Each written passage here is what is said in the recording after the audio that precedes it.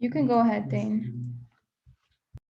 All right, thank you so much. Thanks for students who are joining us today. I hope you're having a great experience with this study abroad fair brought to you by ApplyWave and lots of great universities throughout the world. My name is Dane Rowley, and I'm Director of International Admission at California Lutheran University, which is a small private Division III university in Southern California. But I'm here today to talk to you about being a student athlete or a scholar athlete. There is a lot of really complicated information, a lot of complexity around this important topic. And if you are somebody who's really passionate about sports and want to be able to participate in the US in intercollegiate athletics, there's a lot to know, and certainly more than I can cover in just 15 minutes. So I'm going to cover a lot of really important concepts pretty rapidly, and then I'll definitely leave time for the questions that you might want to ask as well. But know that there's more information that I can share here, and I really recommend that you connect with one of the counselors that are here through U Study, and also the many universities that are here as well have different programs in athletics that can also share that with you as well. So some things that I'll be covering in kind of the top 10 things you should know about being a student athlete, things like how competitive am I, NCAA, what is NAIA, community college level, are there athletics or sports at that level? And yes, there are. We'll talk about differences in divisions, what the academic requirements are, as well as some tips for communicating with coaches and finding that balance. But the first thing, I think you should really ask yourself an important question. Why do you want to compete? Is it because you want to win? Is it because you love it? Why do you want to participate in intercollegiate athletics at the university level? Is it about leadership development, teamwork? Obviously, well, I hope that you love the sport that you want to compete in. It keeps you fit. You know, sometimes students worry about that freshman 15, which is this idea that you might put on a little bit of weight when you first go to US University with the different type of diet that you might have. And then some students obviously are having some future aspirations for Olympics or other opportunities in the world of sport. Scholarships, should it be reason number one? It might be for many students, but depending on what your motivation is, that's going to have a big impact on how you look at sports and your activity in sports as a part of your application, and also a part of your choice and search for US universities and what the right fit is. So the next question, as I go through the top 10, number 2, what are my options? Well, you have lots of different options. The first is something called Intramural Sports, which is sports that's just really at a less formal, less competitive level, playing with other students at your same university. So you might join an indoor soccer tournament, or you might play a basketball tournament, or something really fun like inner tube water polo, or maybe just an informal golf tournament. But it's just based on inter-campus competition with other roommates and friends. Maybe faculty might join as well. Then there's club sports, which are a little bit more competitive, but they're not part of official competitions with other universities. Maybe it's sports like, for example, at my university, we have an ice hockey club team. So it's not part of our Division III NCAA athletics, but it's just a way for students who want to play a sport that's a little bit less common in California to still be engaged.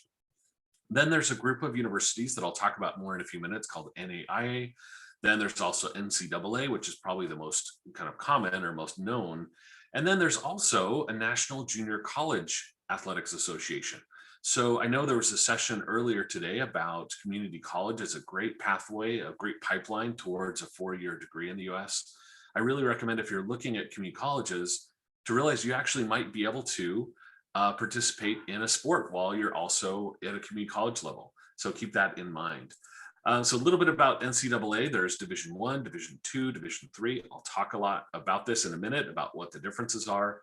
In total, the NCAA has about 430,000 athletes competing at these different levels in many, many different sports. And you can see we split them up between fall, winter, spring, and some emerging sports as well.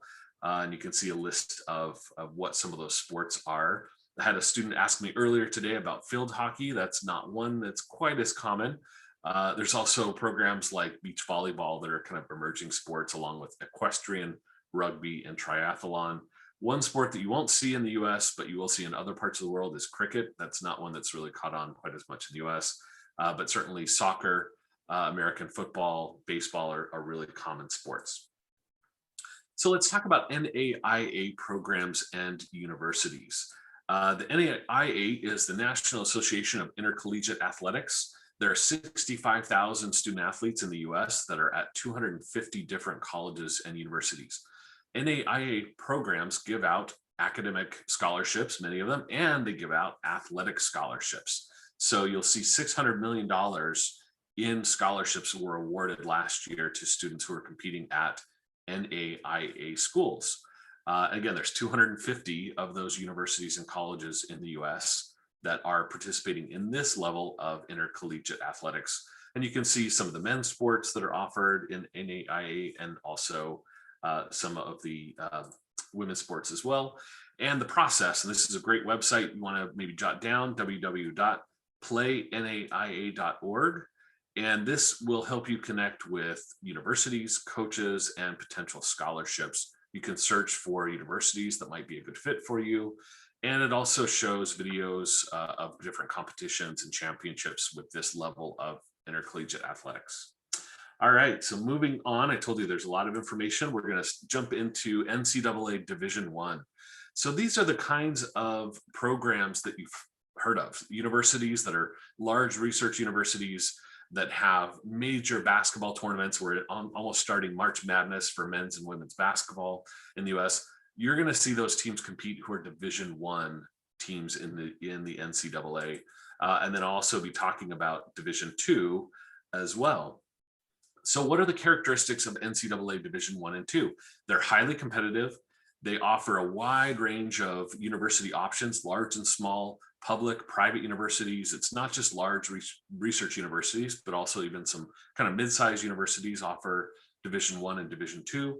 But there are some limits and some very strict regulations about when you can talk to a coach when it comes to Division One or Division Two. And there are very specific academic eligibility requirements. And you could guess it, I will talk about those in just a minute as well. Scholarships may be available that cover all or part of the tuition, fees, housing, and food. In most student cases, scholarships do not cover the full cost of attendance unless you are a nationally ranked athlete already in your own country, or a national amateur or national youth champion. Then you might be looking at a higher scholarship. But if you're just really competitive, really good at your sport, but maybe not the top in your country, chances are you're probably not going to be getting a full ride scholarship, even at a Division One or Division Two school. So here's the process. And I will be sharing some of these contacts or some of these links at the end as well. You have to actually start by certifying that you are an amateur athlete. And there's a certification process with eligibilitycenter.org with the NCAA. You provide some personal information. You have to verify that you have a 2.3 minimum GPA for Division One or a 2.2 for Division Two. They do require SAT or ACT in most years, but this year there is more flexibility around the SAT because obviously the global pandemic. You also have to pay to set up a certification account with the NCAA, and again, demonstrate that you're not a paid athlete right now. If you have endorsements, if you are traveling around your country and you're getting paid beyond just compensating you for travel, but if you're actually a paid athlete, then you may actually not be eligible for an athletic scholarship in Division One or Division Two programs in the US. All right, Division Three. So Division Three, that's what my university is. So I know even a little bit more about Division Three.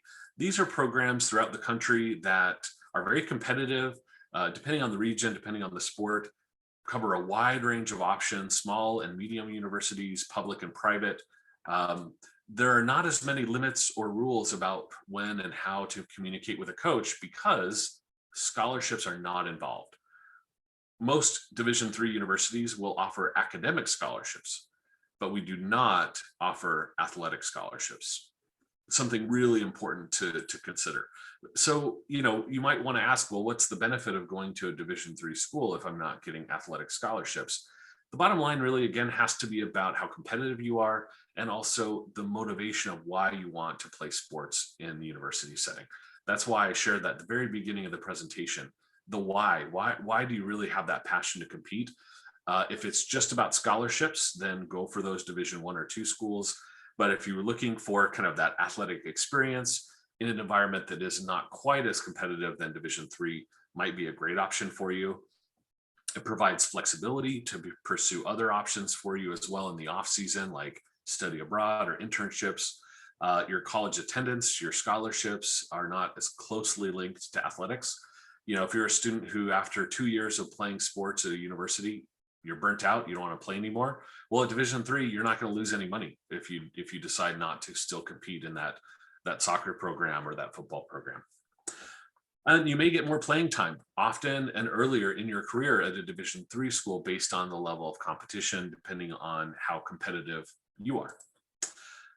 So a little bit about academic preparation. And with this, I'll focus mostly on Division One and Division Two. So in Division One and Two, you can see that they have some very specific content requirements from your high school. So as part of that certifying process, when you log in and create a profile with the NCAA, they're going to want to see that you have a certain number of courses in your native language, sciences, math, social science, and then some additional courses as well. There's a little bit more flexibility with the Division Two versus Division One schools. And in terms of the academic timeline, so this is probably a really important slide. I will say though, this slide is taken directly from the NCAA. So if you were to just look up and search in Google NCAA high school timeline, you'd be able to find this information as well. This kind of gives you a little bit of a guide for when you're starting to plan. Really, the ideal would be to register when you're in 10th grade of high school to start looking at being a student athlete. It doesn't mean that you can't register later on, but it is going to take time, and you've got to be able to provide all of the documents and the grade verification, transcripts, all those things to even be considered to contact a coach. So all those things have to happen before you can reach out to a coach, which is the next step, which is communication with coaches. In the NCAA Division One, there are some very strict rules about when you can talk to a coach. So for example, you cannot have a phone call with a coach until you're approaching your 10th year of high school, or your 10th and 11th year of high school.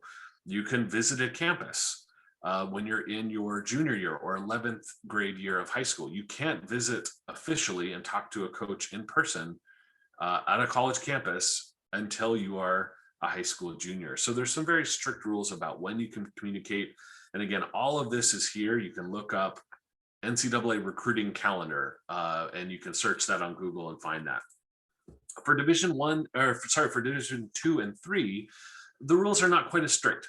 So for example, Division Three, you can talk to any coach at any time. And you can work through your admission office, or you can talk to the coaches directly. But there are a few, but not as strict limits in Division Two for how to communicate with a coach. If all else fails, reach out to an admission officer, and we would be able to help you and kind of let you know what division we are, and also whether you can talk to a coach directly, or if you need to go through that NCAA process first. If your head is spinning, it's okay. Again, it's a very quick presentation in very little time to be able to share this. My last 2 points. Am I competitive? This is a really tough question to answer, and certainly not one I can answer for you, but some tips to think about. Research the university, research the team stats. For some programs like golf or track and field, swimming, those are times you can actually look up the times that those athletes are swimming in the 100-meter freestyle and see if you're competitive. When it comes to soccer, basketball, tennis, other team sports, find some video, look at a university and see how the players are, how fast they are, how the team is performing. Don't just based on who's on TV playing in national championships, but look up the universities and look at and see how current students are doing in their sport, in your same sport. If you're working with a current coach, certainly if you're working with a counselor, then check with them about timelines and get some honest feedback about how competitive you are. Students, unfortunately, often really overestimate how competitive they are for US universities. So for example, even at a Division III level, we're looking for kind of top ranked athletes within their own country to come and be recruited to be on one of our teams, although we do have open tryouts for almost every athletic program that we have. And finally, number 10, before I talk about a couple of extra little tips, really the other thing to think about is what role do you want athletics to play in your overall university experience? Certainly sports can be a really important part, but again, are you looking for joining other clubs and activities? What percentage of your time do you want athletics, or are you comfortable with your sport to take up? This is a really interesting chart. It shows at Division One and Two level how many hours per week student athletes are spending sleeping or doing extracurriculars in their athletics, in their classes, and in social time. So you'll see that really the only main difference in commitment time between Division One and Division Two is about 2 more hours on average spent in your sport at a Division One versus Division Two. But you'll see that's a lot of hours. And so if you want to study abroad or have an internship or work at a part-time job on campus, really deciding how big of a role you want athletics to take in your life and your university experience is really important. And a number 11 bonus tip, where do you go from here? Determine how important it is for you, assess your interest and your ability, research universities, look at statistics, look at are universities successful in graduating athletes in 4 years? Or are universities not taking care of their athletes? These are really important things to think about. And look at the coaching style and coaching personality. You don't want to travel halfway across the globe and then realize, I don't want to play for this coach. And so trying to do your homework, talk to current athletes, if the university will let you talk to current athletes, find out what the coach is like for them as well. So at this point, I will open it up to any questions that we have, and I'm going to leave it up on this screen so you can see some of these useful links for NCAA, for NAIA, and some of these other international requirements specifically through one of the links that are here as well. So I hope this is helpful. It's a lot of information in this lightning fast presentation. Yeah, I'm happy to address any questions you might have.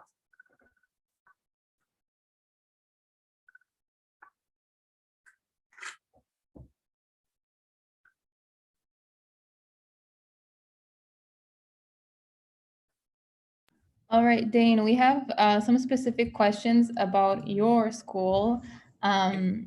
So students are asking, do you offer fencing?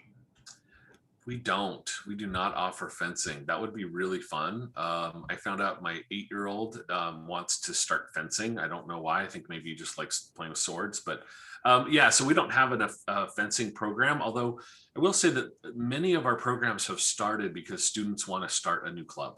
So we actually have a club rugby team for men and women at Cal Lutheran, and that all started because a group of students said, we want to start a rugby program. And our students actually travel and compete with other programs like USC's JV team, a couple other universities, and less of an official and more of like, let's get together on a Saturday morning and play rugby. So if you want to start fencing, you could start that club and we could give you club funding to do that, and you could recruit other students to learn how to fence.